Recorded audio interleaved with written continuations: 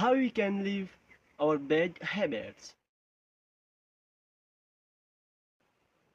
If you want to leave your bad habits, then follow these 4 steps.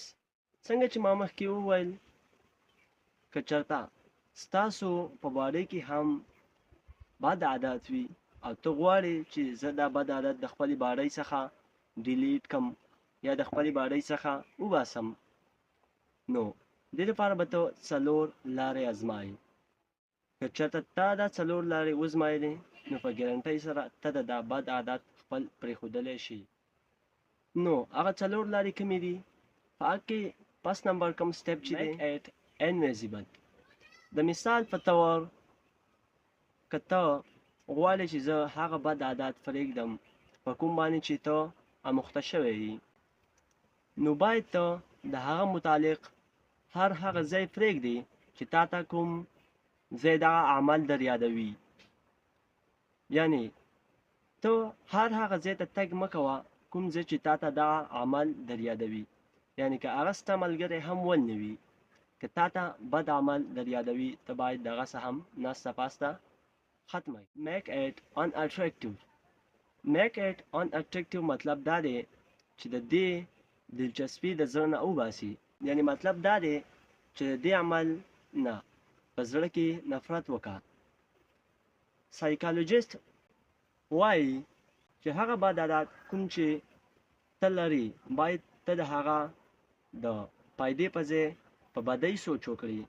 مثال په طور یو سړی سګرټ څکي، باید هغه د فایدې په ځای په هغه نقصان سوچ وکړي، ځکه چې هغه سګرټ لږ وخت دپاره هغه دماغ آراموي، خو لیکن چې نقصان ته یې وګوري هغه نه بیضې روپۍ مصرف کیږي، او بله ده چې هغه کوم باډي ته هغه ته غټ نقصان رسي. میک اټ ډیفیکلټ. دا عمل دا ځان لپاره ډېر ګران وګرځوه، حالانکې که دغه بد عادت ستا ډېر آسان ولینئ، خو لیکن دا ته د ځان لپاره ډېر ګران وګرځوه. مثال په طور یو سړی دی د موبایل ډېر عادت لري، باید هغه له پکار دي چې د موبایل هر وخت د ځان سره نږدې نه ساتي.